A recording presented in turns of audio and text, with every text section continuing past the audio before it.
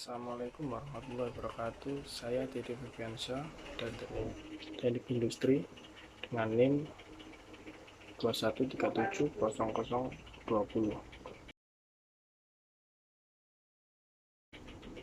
Pertama,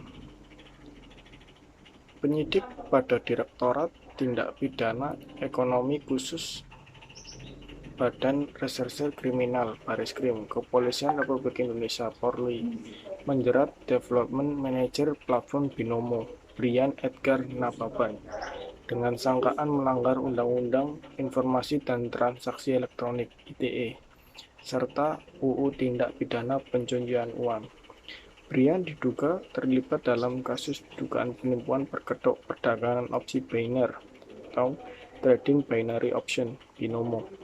Atas perbuatannya disangkakan melanggar pasal 45 ayat 2, pasal 27 ayat 2 dan pasal 45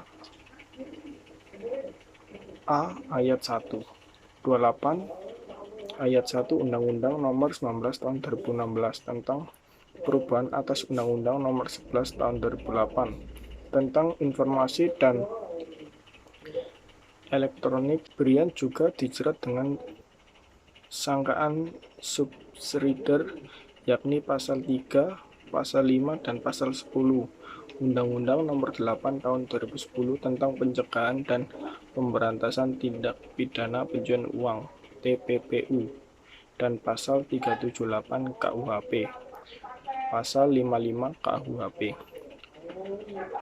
Hukuman yang setimpal untuk kasus ini adalah dengan disitanya semua aset, rekening maupun harta fisik dan juga dipenjara sekitar 20 tahun.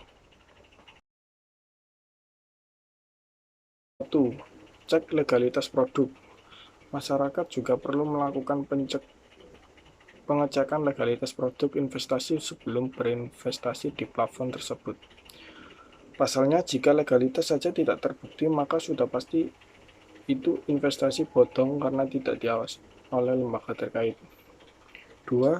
Jangan mudah percaya. Kita jangan mudah percaya kepada influencer yang mengiklankan platform tersebut. Meskipun influencer tersebut terlihat kaya di media sosial, kita tidak boleh langsung percaya kepada influencer tersebut. Pertama, Internet of Things.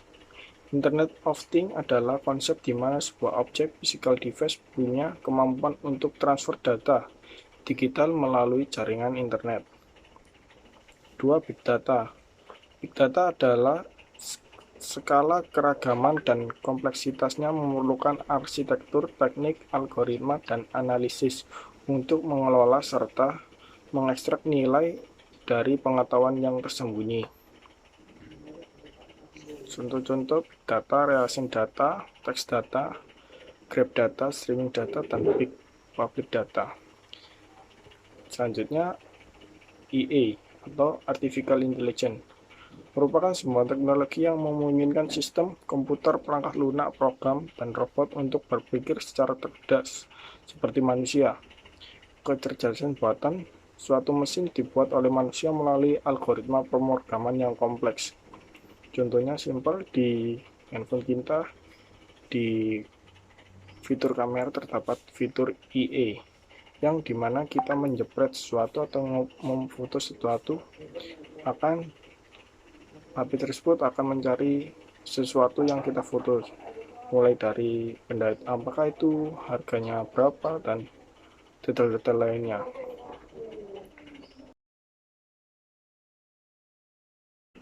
Perkembangan internet yang begitu pesat, maka perlu dibuat aturan-aturan atau etika beraktivitas dalam dunia maya tersebut. Beberapa alasan pentingnya etika dalam dunia maya itu: 1. Penggunaan internet berasal berbagai negara, memiliki budaya, bahasa, dan istiadat yang berbeda.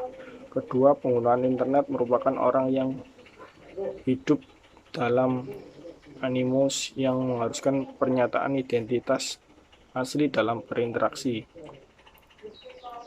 Netiquette atau netiquette adalah etika dalam berkomunikasi lewat internet. Netiquette memiliki fungsi yang sama dengan netiquette yang ada di dalam lingkungan sosial manusia, tata krama atau sopan santun yang harus diperhatikan dalam pergaulan agar hubungan selalu baik. Pengetahuan etika dalam penggunaan internet akan meminimalisir adanya dampak negatif dari penggunaan internet. Etika dalam berinternet. Pertama, penggunaan huruf dan tanda baca itulah sangat penting untuk kita ketahui ketika berkomunikasi di internet.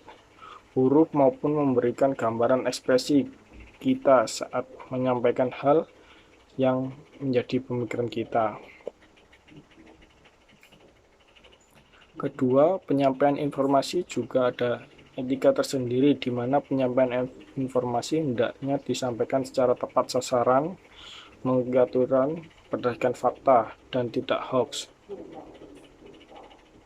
Ketiga, mematuhi hukum yang berlaku di Indonesia. Terdapat undang-undang yang mengatur tentang informasi dan transaksi elektronik. Keempat, privasi diri dan orang lain hendaknya kita batasi komunikasi yang mengarah ke privasi kita maupun orang lain agar nantinya tidak ada permasalahan yang dapat merugikan kita ataupun orang lain.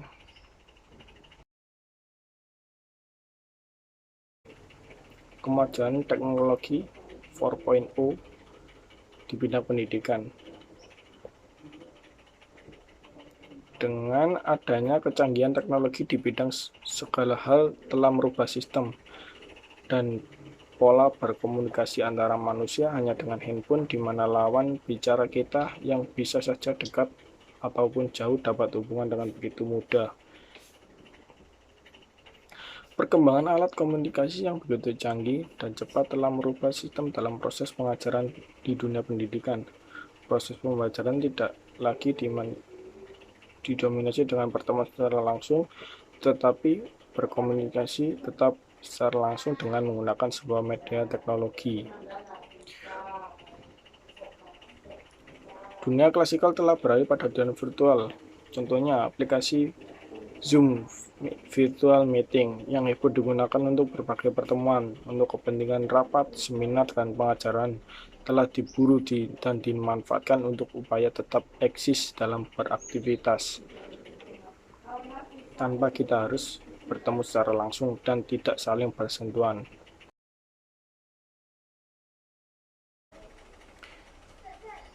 IT dapat diterapkan di dunia pendidikan dalam proses pembelajaran dan penilaian atau evaluasi. Dalam proses pembelajaran, guru bisa menggunakan kelas maya dengan menggunakan aplikasi HP Android. Dengan menggunakan kelas maya, guru tidak harus masuk kelas dalam pembelajaran. Guru hanya memberikan kode keras, kode akses untuk masuk ke kelas maya, sedangkan dalam hal penilaian guru dapat menggunakan aplikasi Android, sehingga dalam proses penilaian lebih efisien dan menghemat kertas, dan hasil sudah langsung diketahui dengan menggunakan soal multiple choice. Manfaat IT dalam menyampaikan materi pembelajaran adalah materi yang akan kita sampaikan menjadi lebih interaktif dan kreatif. Siswa pun akan menjadi lebih senang pada mata pelajaran kita. Dalam dunia pendidikan, guru diharapkan mampu menguasai IT. IT merupakan hal yang sangat penting dikuasai guru di zaman era digital. Guru yang belum menguasai IT hendaknya sering mengikuti pelatihan-pelatihan di bidang IT, dan pelatihan tersebut sedikit demi sedikit guru akan menguasai IT. Kenapa guru dituntut menguasai IT? Karena segala bentuk informasi melalui IT, adanya tes UKG berbasis komputer, pengisian data pegawai juga menggunakan IT seperti SIGEPO, SIMPEK, Dapodik, dan lainnya. Untuk itu guru diwajibkan menguasai IT. Terima kasih dari saya. Assalamualaikum warahmatullahi wabarakatuh.